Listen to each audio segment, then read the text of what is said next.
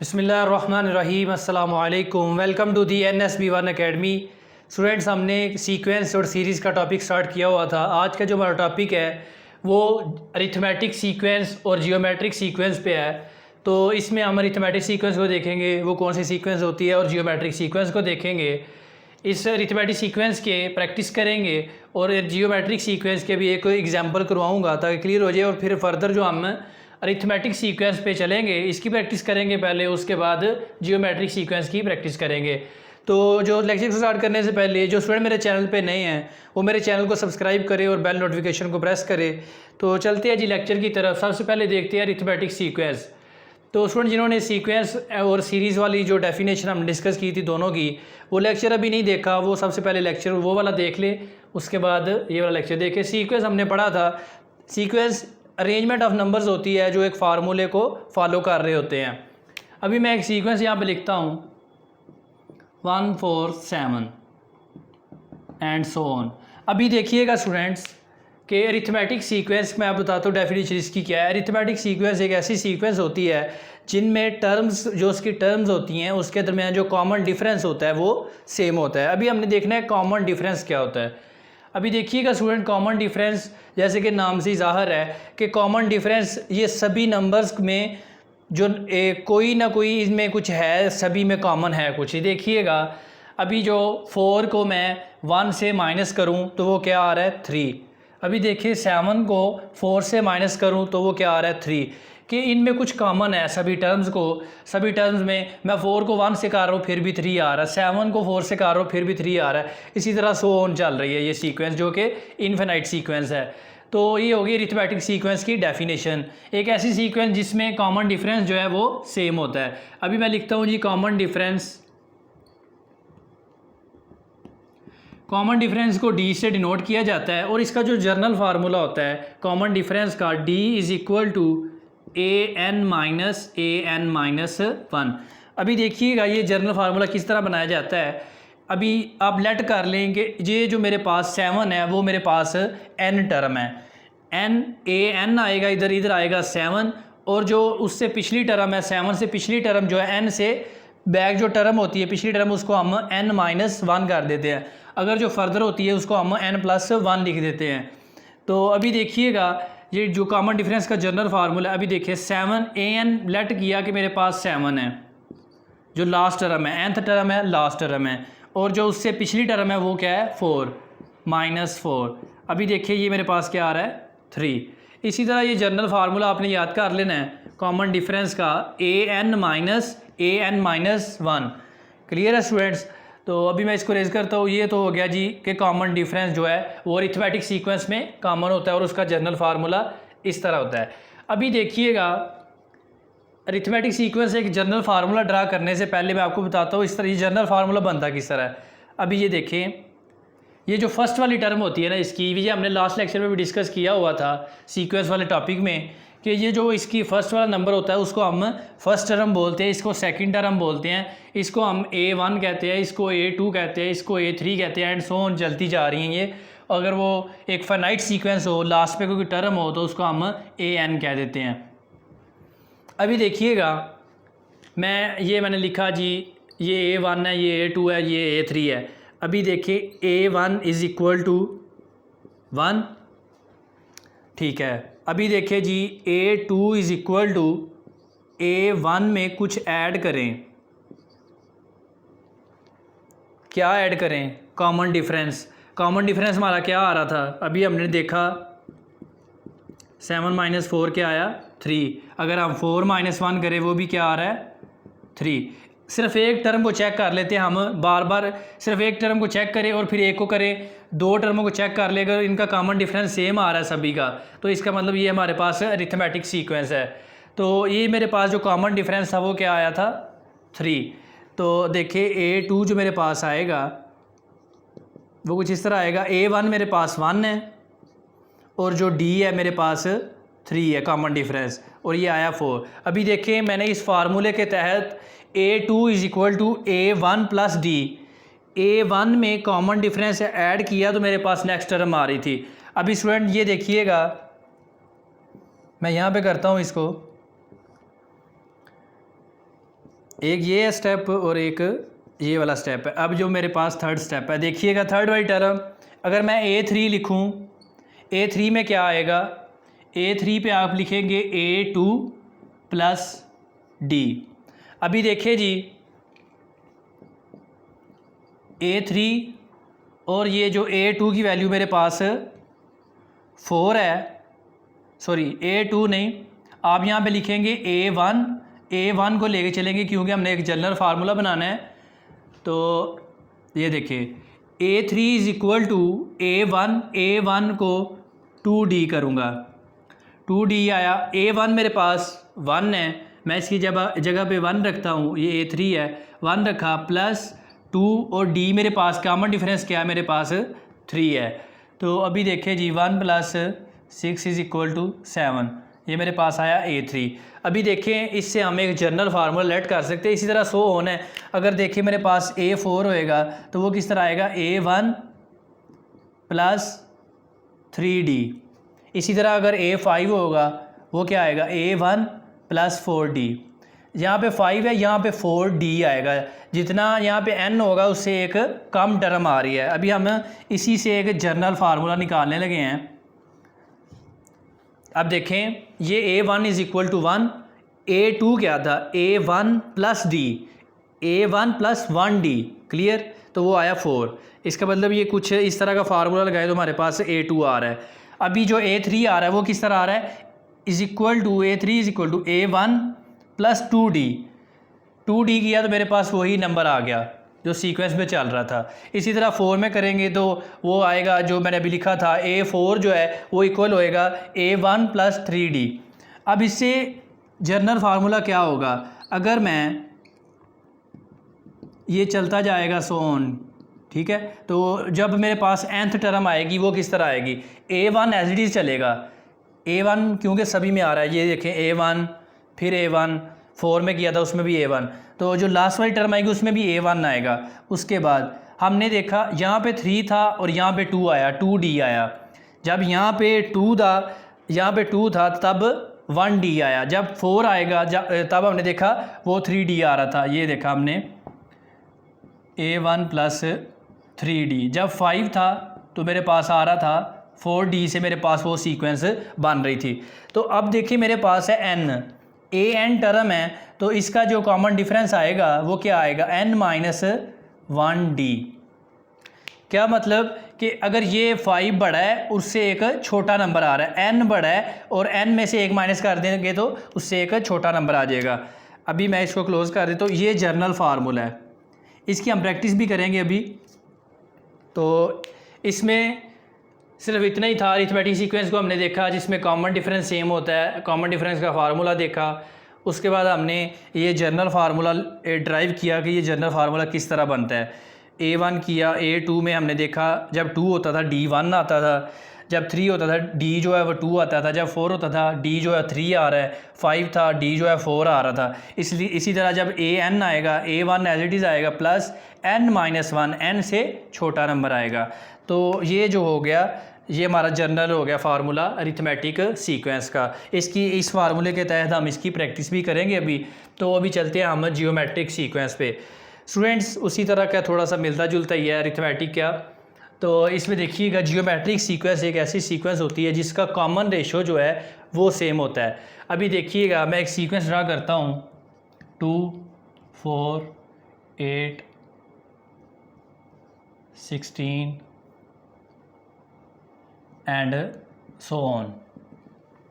ये मैंने एक सीक्वेंस ली है। अभी ये देखिए मैंने आपको बताया कॉमन रेशो क्या होगा, यहाँ पे मैं लिख देता हूँ। कॉमन रेशो को डिनोट किया जाता है R से। कॉमन रेशो क्या होती है बेसिकली, कॉमन रेशो जो है an माइनस 1। अब ये तो हो गया इसका जनरल फार्मूला जिस तरह हमने D का निकाला था। इसी तरह ही है जिस तरह हमने D का निकाला था। कॉमन रेशो इस तरह होती है स्टूडेंट्स के nth टर्म अगर हम 4 लेट करें या उस nth कह लें कि बड़ी टर्म है, एक बड़ी टर्म को पिछली वाली टर्म से n माइनस 1 वाली टर्म से डिवाइड करना है, तो जो हमारे पास आएगा वो हमारे पास क्या आएगा, कॉमन रेशो आएगा। 4 को 2 के साथ करूँगा तो मेरे पास आएगा 2। अगर मैं 8 को nth टर्म ले लूँ, 8 को मैं करूँ पिछली वाली टर्म के साथ, मेरे पास आ रहा है फिर भी 2 आ रहा है। तो इसका मतलब कि इसका जो मैं डिवाइड कर रहा हूँ, जो इसकी कॉमन रेशो है, जो सभी में रेशो आ रही है वो 2 की आ रही है। Clear students? तो इस तरह हमने यहाँ पे कॉमन डिफरेंस था, यहाँ पे वो क्या हो जाएगा, कॉमन रेशो। तो रेशो में हम जो है लास्ट वाली टर्म को बैक वाली टर्म से डिवाइड करते हैं। क्लियर है? तो इसका जो कॉमन रेशो आया है वो मेरे पास आया है 2। Clear students?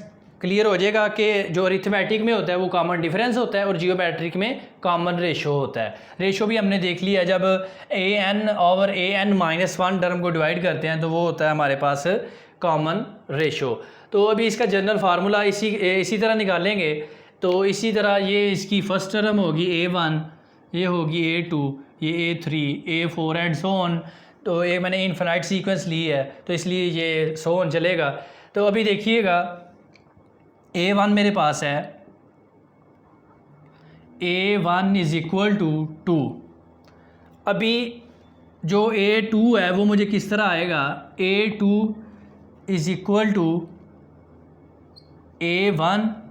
a1 को मैं r के साथ मल्टीप्लाई करवाऊँगा तो उस वक्त मेरे पास वो 4 बनेगा। ये देखिएगा a1 मेरे पास क्या है 2, और जो मेरे पास r है, जो कॉमन रेशो आई थी वो कुछ इस तरह आई थी, 2 आई थी। हमने अभी डिस्कस किया है इसको कॉमन रेशो क्या होती है। Clear students? तो ये जो भी कॉमन रेशो आई है वो मेरे पास 2 आई है। तो मैंने इसको सॉल्व किया तो मेरे पास a2 टर्म आ गई। क्लियर है स्टूडेंट? जिस तरह हमने अभी कॉमन डिफरेंस में देखा था उसमें हम एडिशन के लिए आंसर कर रहे थे, यहाँ पे अब मल्टीप्लिकेशन के। तो अब नेक्स्ट टर्म देखिएगा। नेक्स्ट टर्म के लिए देखें a3 है, यहाँ पे a1 ही लेके चलेंगे जिस तरह कॉमन अरिथमेटिक सीक्वेंस में लेके चले थे, यहाँ पे a1 लेके चलेंगे तो जो मेरे पास नेक्स्ट आएगा r का स्क्वायर आ जाएगा। अभी देखें a1 मेरे पास क्या है 2, a1 मेरे पास 2 है, कॉमन रेशो मेरे पास 2 है और उसका स्क्वायर है 2, और 2 का स्क्वायर 4, और 2 को 4 के साथ करवाऊँगा तो 8। अब देखें ये मेरे पास a3 टर्म सीक्वेंस में ऑलरेडी है। तो इसका मतलब ये वाली जो सीक्वेंस है, सभी सीक्वेंस जियोमेट्रिक सीक्वेंस वो इसी तरह के फार्मूले को एक फॉलो कर रही होंगी कि a1 इज़ इक्वल टू 2 हुआ, a2 is equal to a1 as it is, और r की पावर जो है वो 1 आएगी। जब 2 होगा तब 1 आएगी, जब 3 होगा r की पावर 2 आएगी, जब 4 होगा तो r की पावर 3 आएगी, जब 5 होगा, जब a5 टर्म होगी उसकी जो पावर होगी r की वो 4 आएगी, मतलब कि एक जो n टर्म होगी उससे एक कम आएगी। तो इसी तरह जब जो जनरल फार्मूला होगा वो कुछ इस तरह होगा, an टर्म जो है इज़ इक्वल टू a1, और r में हमने देखा जो यहाँ पे टर्म होती थी 5 थी तो तब 4 आ रहा था, 4 था तब 3 आ रहा था। तो जब n होगा तो फिर वो क्या आएगा, एक n से छोटा आएगा, n-1 कर दूंगा तो ये आ गया। तो ये मेरे पास जो है जनरल फार्मूला है जियोमेट्रिक सीक्वेंस का। तो अभी हम जो है अरिथमेटिक सीक्वेंस की प्रैक्टिस करेंगे, उससे पहले मैं आपको जियोमेट्रिक सीक्वेंस की एक एग्जांपल करवा देता हूँ। इसको हम ब्रीफली प्रैक्टिस करेंगे इन क्वेश्चंस की भी। तो अभी जो है हम पहले अरिथमेटिक सीक्वेंस की करेंगे, तो स्टूडेंट कंफ्यूज ना हो कि ये किस तरह आया, ये क्या कर रहे हैं। तो इसके लिए मैं पहले एक एग्जांपल इसकी करवाऊँगा, इसको वाइंड अप करेंगे, इसकी एग्जांपल्स हम बाद में देखेंगे। तो अभी जो होगा वो हम इसको ब्रीफली एक्सप्लेन करेंगे। तो चलते हैं, पहले जियोमेट्री करते हैं फिर उसके बाद अरिथमेटिक्स की प्रॉपर देखते हैं जी। तो स्टूडेंट्स अब देखिए जियोमेट्रिक सीक्वेंस जो है वो कह रहा है फाइंड दी 5th टर्म, और जो जियोमेट्रिक सीक्वेंस है वो ये है 3, 6, 12 एंड सो ऑन।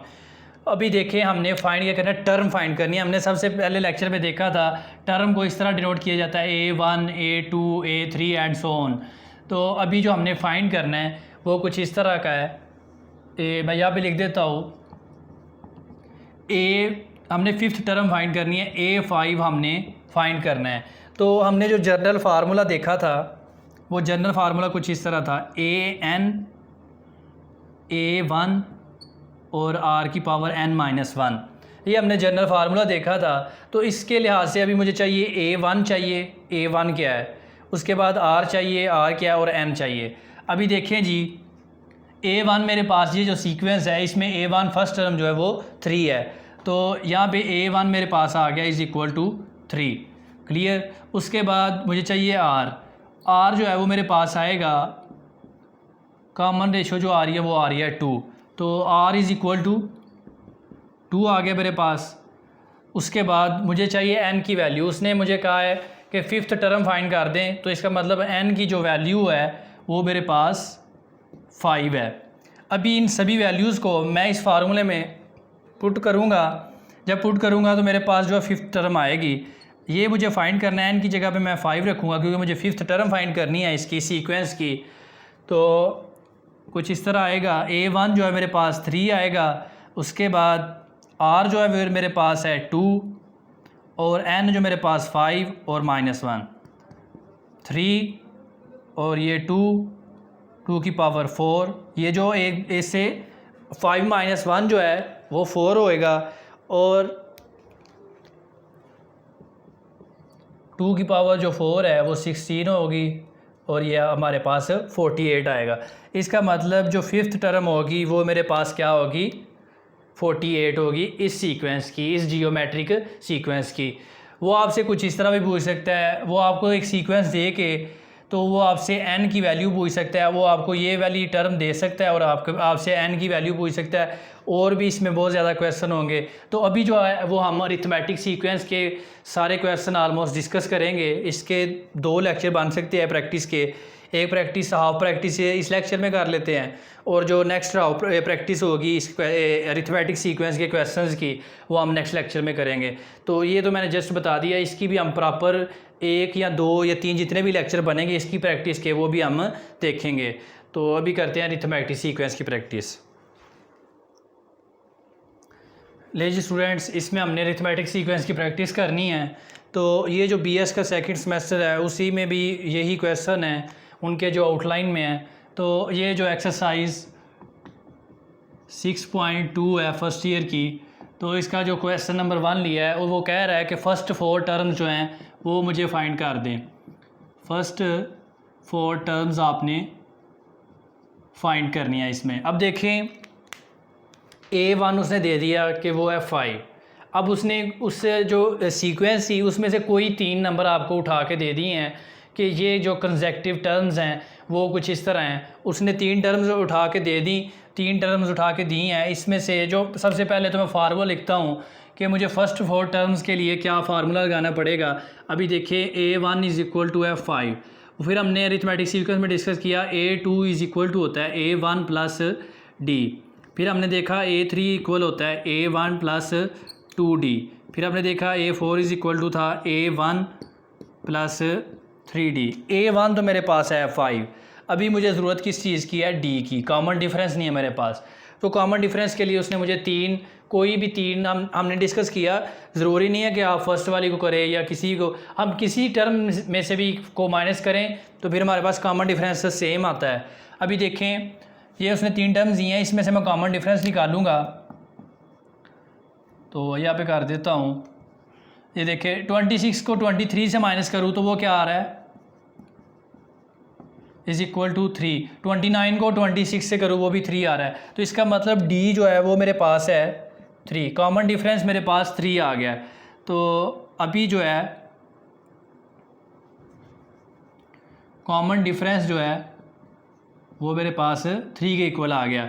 अभी मैं उसकी वैल्यूज़ पुट करूँगा, a1 की जगह पे 5 रखूँगा, प्लस 3 इज़ इक्वल टू 8, उसके बाद a1 की जगह पे 5 और 2 प्लस 2, और d जो है वो मेरे पास 3 है, तो ये आएगा 5 प्लस 6, 2 को 3 के साथ करूँगा 6 आएगा, तो ये प्लस करूँगा तो 11 आ जाएगा।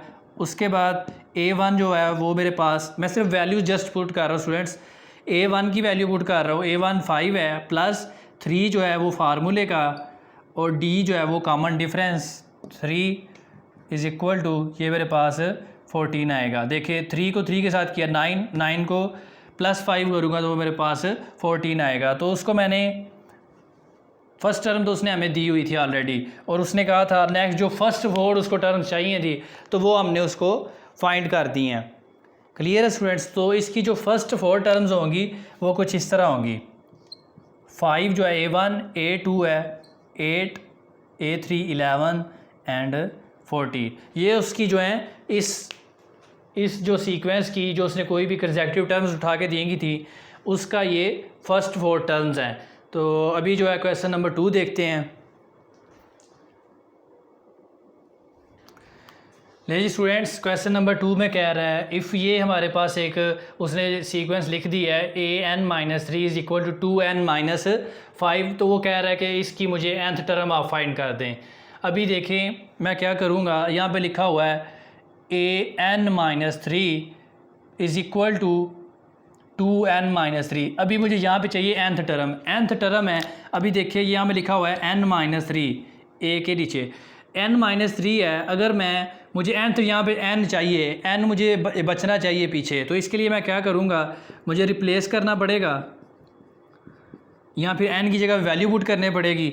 n को यहाँ पे लिखेंगे जी, मैं n को रिप्लेस कर रहा हूँ, रिप्लेस n बाय n+3। अभी मैं यहाँ पे n+3 लिखूँगा, n की जगह पे n+3 और ये -3 प्लस का 3 और माइनस का 3 काट जाएगा और मेरे पास क्या बच जाएगा, n बच जाएगा। तो यही तो मुझे चाहिए कि वो कह रहा है कि मुझे यहाँ पे इसमें से आप nth जो वैल्यू है वो मुझे निकाल दें, nth टर्म जो है। अभी देखें मैं यहाँ पे लिखूँगा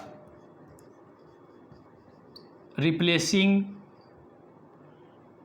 n बाय n को करना है रिप्लेस बाय n+3 से, तो अभी आएगा n+3 -3।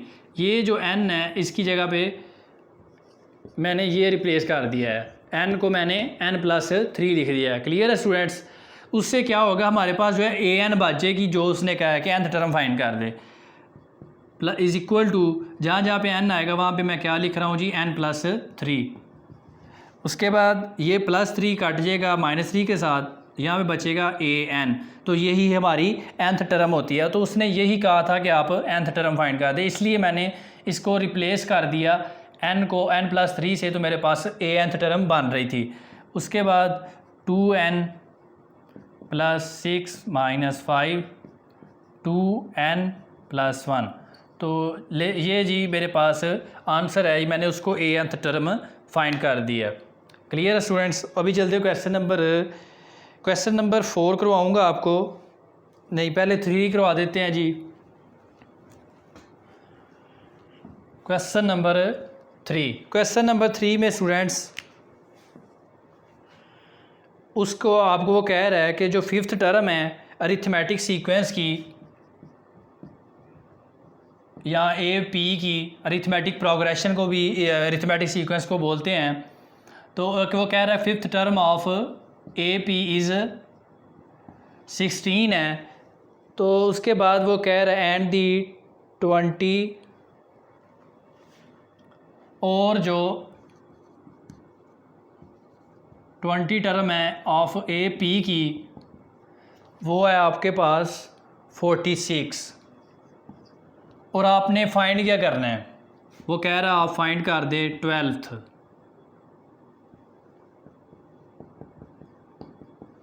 ये मेरे पास क्वेश्चन है, तो आपने ये फाइंड करना है। अभी जी ये 5th टर्म है जो कि ये है, इसको मैं 5th टर्म को कुछ इस तरह लिख सकता हूँ। यहाँ पे मैं लिखता हूँ जी सोल्यूशन A5 मेरे पास 5th टर्म है, A5 इज़ इक्वल टू 16 और जो A20 है वो मेरे पास है 46। तो हमने देखा हमें जो फार्मूला चाहिए ये जो होगा ये इक्वल होगा इसके A12 is equal to A1 + 11D। ना तो अभी मेरे पास A1 है, ये देखिए ये 5th है और ये 20 टर्म है, ना मेरे पास फार्मूले में A1 है, कहीं पे उसने गिवन नहीं दिया, और ना मेरे पास D है। जब मेरे पास A1 नहीं है D नहीं है तो उसके लिए क्या करते हैं, अभी देखें A5 को मैं इस तरह लिख सकता हूँ, A5 को हमने डिस्कस किया, A5 को A1 + 4D लिखा जा सकता है। उसके बाद A20 को A1 + 19D, ये भी हमने डिस्कस किया हुआ है कि किस तरह इसको लिखा जाता है। उसके बाद आप इसको इक्वेशन 1 का नाम दे दें और इसको इक्वेशन 2 का। अब इक्वेशन 1 माइनस इक्वेशन 2 कर दें। ये ले जी, इक्वेशन 2 माइनस इक्वेशन 1। अब इक्वेशन 2 को इक्वेशन 1 से माइनस करने लगा हूँ। नेक्स्ट स्टेप में कर देता हूँ। यहाँ पे A1 plus 19D is equal to 46 A1 plus 4D और 16। अभी क्या करना है जी, माइनस करना है, तो सभी के साथ माइनस लगा दें। ये प्लस का और ये माइनस का ये कैंसिल आउट हो जाएगा। उसके बाद 19D है और 4D है माइनस का, तो ये मेरे पास आएगा 15D। और ये जो 46 में से माइनस 16 निकाल दूंगा तो वो मेरे पास आएगा 30। और D जो मेरे पास है 15 इधर मल्टीप्लाई होगा, उधर जाके डिवाइड होएगा, ये कैंसिल होगा, कॉमन डिफरेंस मेरे पास 2 आ गया।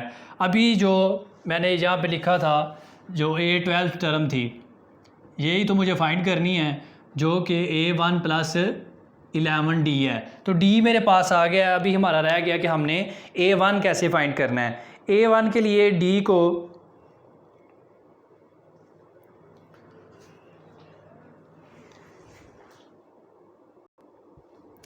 तो D मेरे पास आ चुका है स्टूडेंट्स। अभी मुझे चाहिए A1। अगर मैं D को पुट करूँ इक्वेशन 1 में या इक्वेशन 2 में, तो मेरे पास जो है A1 की वैल्यू सिंपल आ जाएगी। अभी मैं D को इक्वेशन 1 में पुट कर रहा हूँ, इसको इक्वेशन 3 कह लें और इक्वेशन 1 में पुट कर दें। Equation 3 put in equation number 1। जब मैं इसको इक्वेशन नंबर 1 में पुट करूँगा, A1 प्लस 4 मेरे पास है फार्मूले का, और D जो मेरे पास है 2 इज़ इक्वल टू 60। अभी A1 इज़ इक्वल टू, ये जो 8 हो जाएगा 16 माइनस 8, ये 4 2 के साथ मल्टीप्लाई होगा, 8 होगा, इधर प्लस का उधर जाकर माइनस का हो जाएगा, तो 16 माइनस 8, और ये मेरे पास A1 जो है वो 8 आ जाएगा। तो अभी स्टूडेंट्स इस तरह भी आप कर सकते हैं। एक हमने जर्नल फार्मूला पढ़ा था जो कि कुछ इस तरह था, AN is equal to A1 plus N minus 1D। आप इस फार्मूले में भी ये वैल्यूज़ रख दें, फिर भी आपके पास 12th जो टर्म है वो आएगी। या फिर आप ये इसमें रख दें, फिर भी आपके वही पास वही आएगा।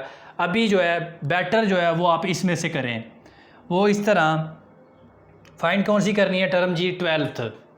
ये उसने लिखा हुआ 12th टर्म। इसमें 12th टर्म जो है, यहाँ पे n की जो वैल्यू है वो आएगी 12। क्लियर है स्टूडेंट्स? क्योंकि उसने कहा 12th टर्म फाइंड कर दें AP की, अरिथमेटिक प्रोग्रेशन की। उसके बाद A1 जो है वो मेरे पास आया है 8, उसकी जगह पे वैल्यू रखी। उसके बाद प्लस n जो है वो मेरे पास है 2। उसके बाद सॉरी, ये तो कॉमन डिफरेंस है 2। जो मेरे पास n की वैल्यू है वो है 12। उसके बाद -1 और D मेरे पास है 2। क्लियर है स्टूडेंट्स? अभी देखिएगा, इससे भी यही चीज़ बननी है। आप चाहें जो आपको इजी लगता है, अगर आप ये फार्मूला लगाना चाहते हैं आप ये लगा लें। अगर ये नहीं लगाना चाहते आप डायरेक्ट, जो हमने डिस्कस किया था कि जब n की वैल्यू 12 होती थी तब यहाँ पे 11D आता था, जब 13 होगी तब क्या आएगा, 12D आएगा। मतलब कि ये जो टर्म होती है उससे एक कॉमन डिफरेंस होता है। क्लियर है? तो इसमें देखिए जी, अब देखिए ये क्या होगा, 8 प्लस 11। अभी ये देखिए, मैं आपको बना के दिखाता हूँ कि ये किस तरह बनेगा। ये D को एज इट इज़ रहने दें, और ये देखें, ये A1 8 जो है, ये देखें, ताकि सभी स्टूडेंट्स को क्लियर हो जाए इन दोनों फार्मूलों में कोई फ़र्क नहीं है। ये हमने जर्नल बनाया हुआ है। ये देखिए A12 था, A1 n की जगह पे 12 आ रहा था, वो मैंने किया A1 as it is plus 12 minus 1 11 और ये D, तो ये देखे वही चीज़ बन गई है। क्लियर है स्टूडेंट्स? तो अभी जो है मैं वैल्यू पुट कर रहा हूँ, यहाँ पे आएगा 2 8 प्लस 22 और ये मेरे पास आएगा 30। तो ये मैंने उसको A12 जो टर्म थी वो मैंने उसको फाइंड कर दी है। क्लियर है स्टूडेंट्स? ये स्टूडेंट क्वेश्चन नंबर 4 लिया है। ये इसका आपको हिंट दूंगा, ये बोर्ड क्वेश्चन है, इसका हिंट दूंगा, आपने खुद ही करना है। अगर कोई किसी स्टूडेंट से नहीं हो रहा ये, तो आप मुझे कमेंट सेक्शन में बताइएगा। अभी देखिए वो कह रहा है कि आपने फाइंड जो करनी है वो करना है A13। तो अब मुझे कौन कौन सी वैल्यू चाहिए A13 के लिए? यहाँ पे ये मेरे पास है A1 plus n minus 1 D। A1 की वैल्यू चाहिए और मुझे कॉमन डिफरेंस चाहिए। कॉमन डिफरेंस मैं यहाँ से निकालूंगा 1 माइनस एक्स। क्लियर है? ये आ गया कॉमन डिफरेंस। उसके बाद जो मुझे चाहिए A1 है, A1 is equal to x, और जो n की वैल्यू है वो है इज़ इक्वल टू 13। A13 है। वैसे चले कंप्लीट हो गया क्वेश्चन, देख लेते हैं। A13 है, ये मुझे फाइंड करना था। A1 जो है वो x है, प्लस n की जगह पे मैंने 13 माइनस 1 और D जो है वो मेरे पास है 1 minus x. x plus 12 1 minus x plus 12 minus 12x 12 minus 11x। तो ये जो मेरे पास है A की 13 है, A13 टर्म है। इसी तरह सभी क्वेश्चंस होंगे कि